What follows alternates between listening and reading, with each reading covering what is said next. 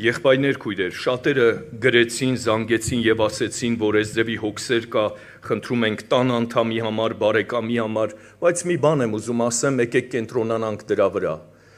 Այսօր կարևորը, գիտեք, լավ է ընտանիքի անդամի համար աղոթք անել, հոգսեր կա շատ բերել Տիրոջ առաջ, բայց եկեք ընդունենք մի հատ բան եմ ուզում ասեմ,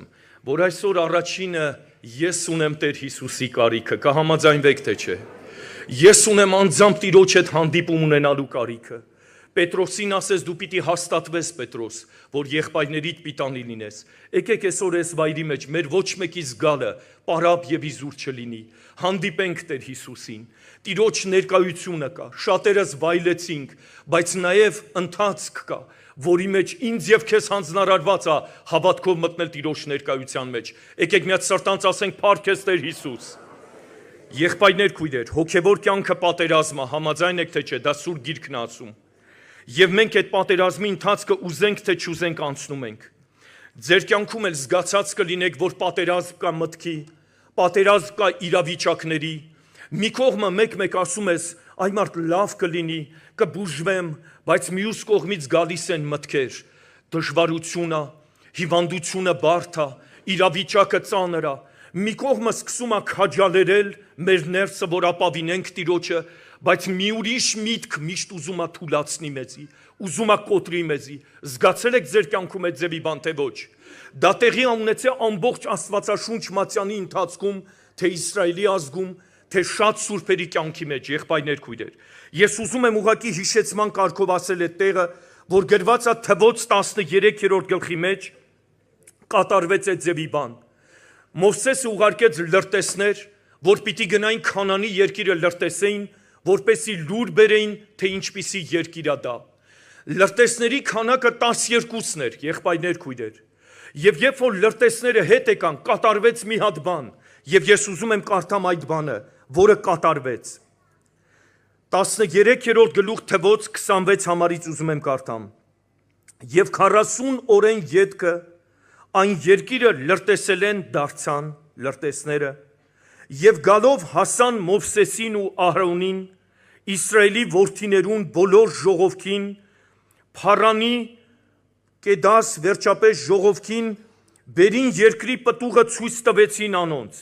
Եվ ուշադիր ուզում եմ լսենք, որ սա այսօր կարող է կատարվի հենց իմ ներսը։ Պատմեցին անոր ուսին,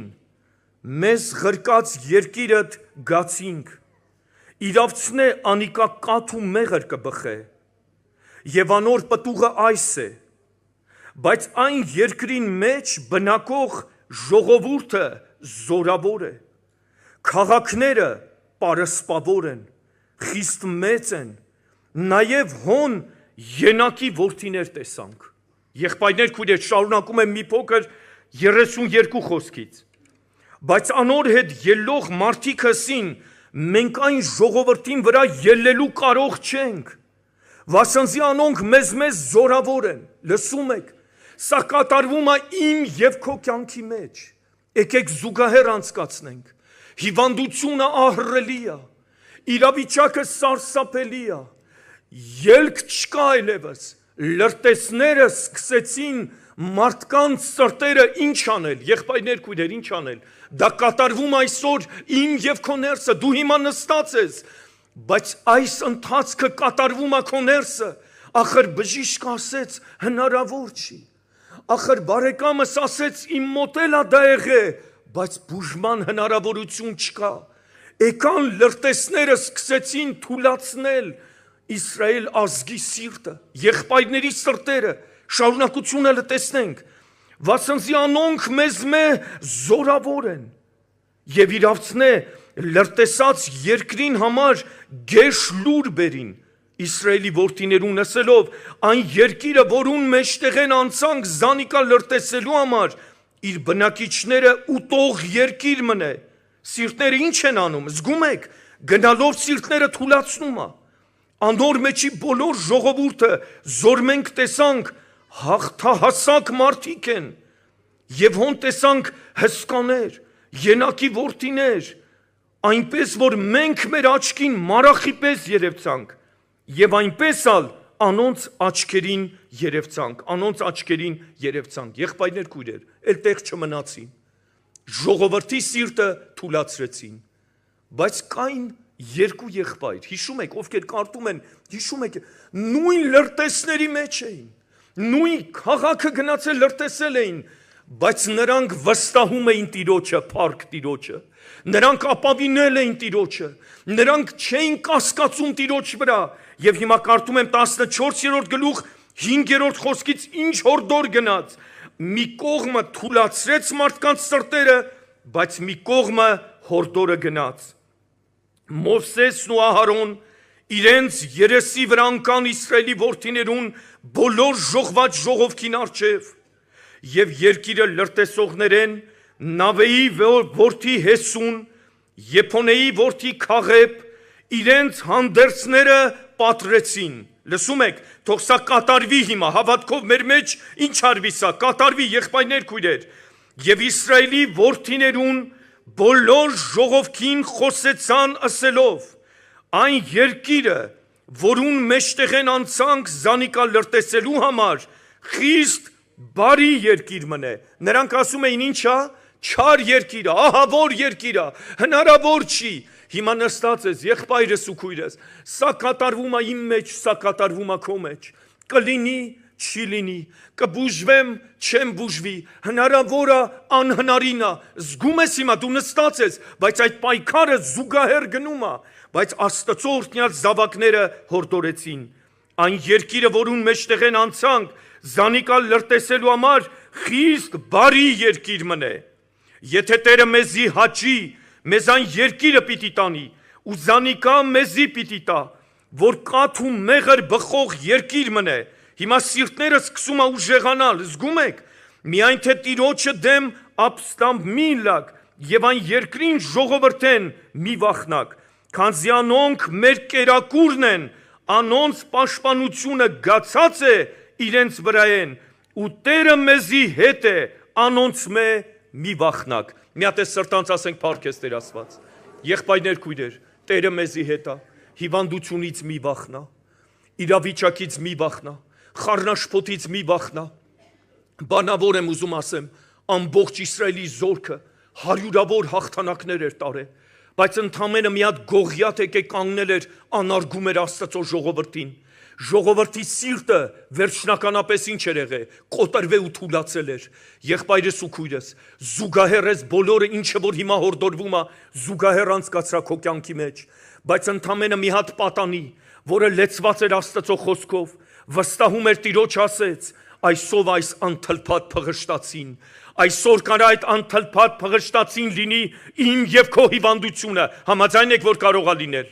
Իմ եւ քո խառնաշփոթ իրավիճակը, այն ելանելի վիճակը կարող է այդ Գողիաթը լինել, որը անթլփատ փղշտացի կոչեց Աստծուն ապավինող զավակը, եւ ինչ արեց, ասեց այսօր քո կործանումը կլինի։ Գողիաթները այսօր կարող են քանդվել իմ եւ քո կյանքի մեջ, հավատքով բռնի հիմա եղբայրս ու քույրս, սա չի գալու Աստված իմ եւ քո փոխարեն անի։ Հիմա դու նստած տեղում ասա Տեր, օգնի ինձի, ների իմ թերահավատությանը, կատարվում է մի հատ բան Իսրայել ազգի մեջ։ Մյուս օրինակը բանավոր բերեմ։ Նեհեմիայի ժամանակ պարիսպները քանդված էր, բոլոր դռները այրված էր, եւ Աստծո զավակների ներսը դրվեց, որ պետքա որոշում կայացվեց, պարիսպները կառուցվի, դռները նորոգվի։ Հիշում եք Նեհեմիայի ժամանակ, բայց ինչ կատարվեց։ Գտնվեցին մարդիկ, նույն աշխատանքը հակառակորդը տանում է բոլոր դարերի մեջ, եղբայրներ քույրեր, ընդունենք թե չընդունենք, նրա ձեռագիրը չի փոխվել։ Եվ Նեհեմիան, երբ որ ձեռնամուխ եղավ Աստծո այդ պարիսպները քաղաքի սարքելու, դռները նորոգելու, գտնվեցին երկու հոգի, Տուբյան եւ Սանաբաղատը, ես բանավոր եմ ասում, եւ եկան գիտեք ինչ ասեցին, ասին ես ինչ եք անում, դա հնարավոր չի, այդ պարիսպները այրված փոշուց պարիսպ եք դուք սարքելու, ասեց այդ պարիսպը որ սարքում եք, աղվեսն էլ վրայով, հիշում եք այդ տեղը, աղվեսը վրայով քայլի, տեսեք ոնց է ծաղրում, նպատակը որ ասում է կքանդվի էդի, դուք չեք կարա, նպատակը որն է, որ Աստծո զավակի հավատքը կոտրի։ Եղբայրներ քույրեր, հակառակորդ ուրիշ բանի համար չի գալի, միայն գողնալու, սպանելու եւ ոչնչացնելու։ Հիմա նա էս վայրի մեջ չի բացառվում, որ իմ եւ քո վրա կարա աշխատանք տանի, մեր մտքերի վրա, բայց Նեհեմիան զորացած, որովհետեւ Տիրոջ հոգին գործում էր եւ գրված է, այս ինչ ամսի, այս ինչ օրը Պարիսպը վերանորոգվեց եւ դռները կառուցվեց։ Աստված իր գործը կատարեց թե ոչ, այս վայրի մեջ հիմա այդ աշխատանքը գնում է։ Ինչքան է մեծացել խնդրեմը, ինչքան է ահռելի դարձել խնդրեմը, Տիրոջը խոսքը այսօր հորդորում է։ Եղբայրներ, քույրեր, նա չի եկել որ թուլանանք, նա չի եկել որ նվաղենք, նա եկել է որ զորանանք։ Համաձայն եք թե չէ։ Եսայի 41:10 խոսքից կարդում եմ, հավատքով ընդունենք, պատրաստվում ենք աղոթքի։ Մի վախնար, քանզի ես քեզի հետ եմ։ Ընդունի հավատքով, եղբայրս ու քույրս։ Մի զարհուրիր, վասնզի ես քո Աստվածդ եմ։ Քեզ պիտի զորացնեմ, քեզի օգնություն պիտի ինեմ, իմ արդարությանս աչովը քեզի պիտի բռնեմ։ 13 խոսքը 41 գլխի շարունակությունը կարդում եմ, քանզի ես քո Տեր Աստվածդ եմ, որ քո աջ ձեռքեն կբռնեմ ու քեզի կսեմ, մի վախնար, ես քեզի օգնություն կանեմ։ Ասենք փառք քեզ Տեր Աստված, սրտանց ասա, նա ասում է մի վախնա, ես քեզի օգնություն կանեմ։ Բժիշկը չօգնեց,